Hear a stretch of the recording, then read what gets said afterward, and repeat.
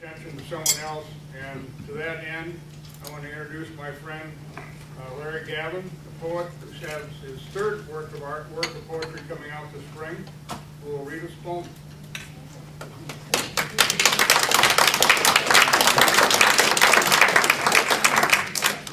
This is a poem called Before Stepping. Let it be the moment before stepping into the water to fish.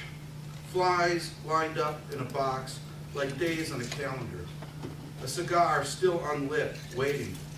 Cows, the definition of bliss, graze along the far bank like those things in life we hope to never forget. Be there in that moment. Just before water presses and chills against legs, the gentle pressure of time passing. Wait a moment and study rocks or insects diaphanous as the skin on a girl's wrist. And the sky so blue and high and clear and bright. Let it be the moment before stepping off the bank from solid ground to gravel and sand and the muck we originally crawled out of into a new world that contains our better self. And let that world last for our own particular kind of forever.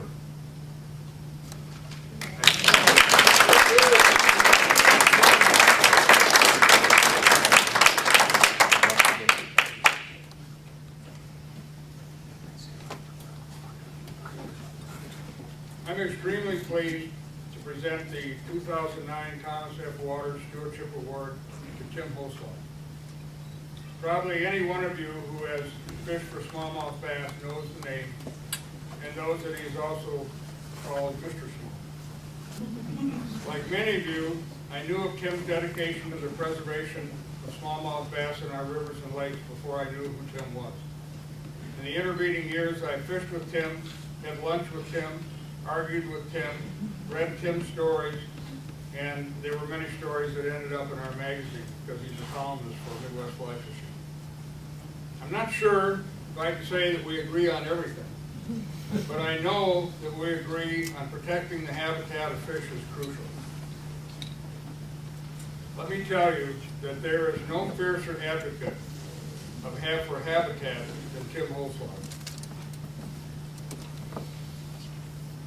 Recognition for this award, honoring him, and Tim's smallmouth advocacy has been a long time coming. And I'm honored to present to him the Thomas F. Waters Stewardship Award. We've never had a more deserving recipient. Let me read you the award.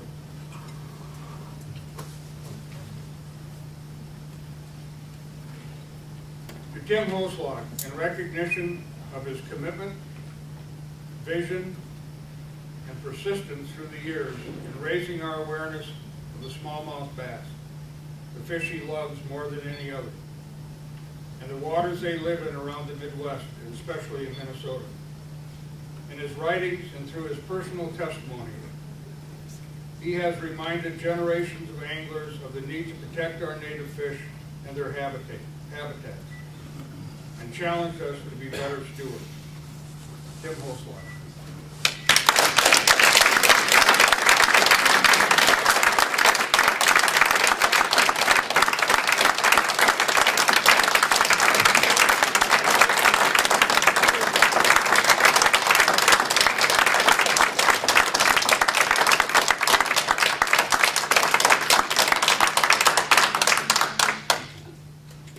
Well, I don't have a lot of remarks prepared, Tom, but I thank you very much.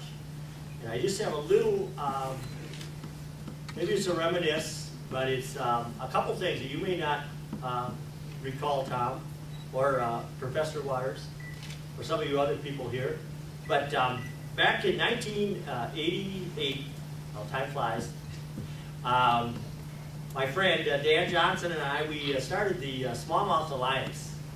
And our first meeting, in fact, was held in Brightwater's Fly Shop in Minneapolis. It was owned by Tom Helgeson, who was very generous to give us, we did not know anyone really in the fishing industry or many other people that would let us have a free meeting space, so we held several meetings there. And the fact is that Dan, of course, gave some thought to this actually quite a bit before we held our first meeting, and we really actually modeled our organization on Trout Unlimited's really two things. Biologically based, there's a rational understanding of the fish and the fisheries and their waters they live in, versus anglers just sort of shooting off from the hip or something, not understanding. And that the grassroots activism of Trout Unlimited. There's many other, of course, cold water fisheries conservation groups that have did great things, but certainly Trout Unlimited was certainly I think the leading force for many decades. And the third thing is that this book here, Streams and Rivers of Minnesota, and I don't think Professor Waters quite knows this, but in the mid-'80s I got this book, and I don't know how many times I've read through this, but many times. There's a lot of underlining and coffee stains. But anyway, this was a really inspiring book. Basically showed some of the places where smallmouth bass were, and some of the places where they weren't, or where they weren't as numerous as they had been. So the three things that really got me going was Professor Waters' book, and Trout Unlimited activism, and having a place where I could have the first meetings where Tom Helgeson's fly shop. So I'm really indebted to all of those folks, and I really think that both our smallmouth rivers and our trout, our cold water and our warm water rivers, of course, need lots and lots of help, and I intend to do as much as I can for as long as I can. And yes, I do fish for those bronze-colored fish more than the brown-colored ones. But I certainly believe that they both need help, and I'm certainly do as much as possible. And hopefully in the future now, there's a number of course threats with the ethanol industry and things, but there may be some opportunities with the new funding, with the sales tax increase and things that are going to fisheries and to water resources. Hopefully there can be some working together of warm water anglers and river anglers and the cold water anglers. I've actually never met a river that I didn't like. That's one thing I will say. I've seen some pretty degraded ones and things, but I can still see some of the inner beauty there. So I've seen lakes that I didn't really care for so much, but I do say that I've never met a river I didn't like, but I never met a river I think that we couldn't, protect a little more and improve on. So I hope to do that as long as I'm still around. Thank you very much.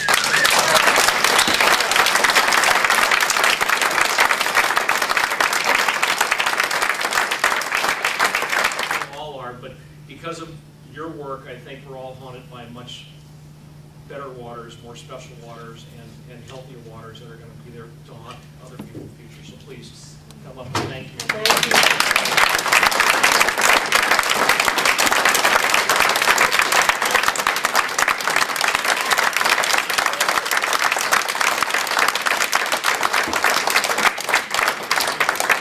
This is not only an achievement award, it's a longevity award. Well, it's Helgeson. The other quote is the flame's still burning bright, but the wick is getting shorter. Well, I hope to be bringing my bugs around to grade schools, to junior highs, to anybody, to the Bob Mitchell's Fly Shop, where I do aquatic bugs for a trout fisherman class. I think I've done it for 16, 17 years there. But the first one was about 1985. The guy kind of got me started, and this thing was with Tom Helgeson. He called him my advisor, Ed Cook, at the time, and said, anybody that could teach a course on bugs and fishermen. So that my first aquatic insects for trout fishermen was taught at Brightwater's. I want to say 86 or 85. So that's 20. We were both very young and foolish.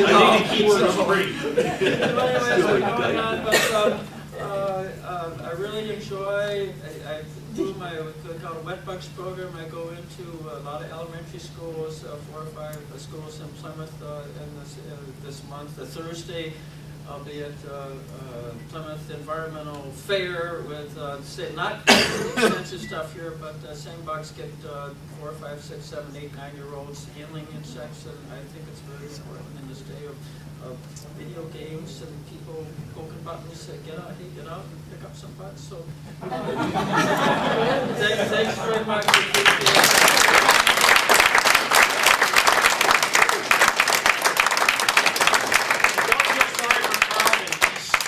Fishing in British Columbia, so because he doesn't catch fish very often, he has to fish as often as possible.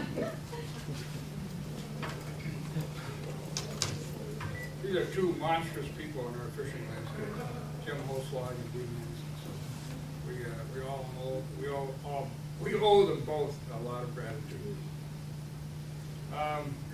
We do have two giants of our little sport in the Twin Cities to thank, and hope you'll take some time afterwards to thank them personally. So thanks a lot.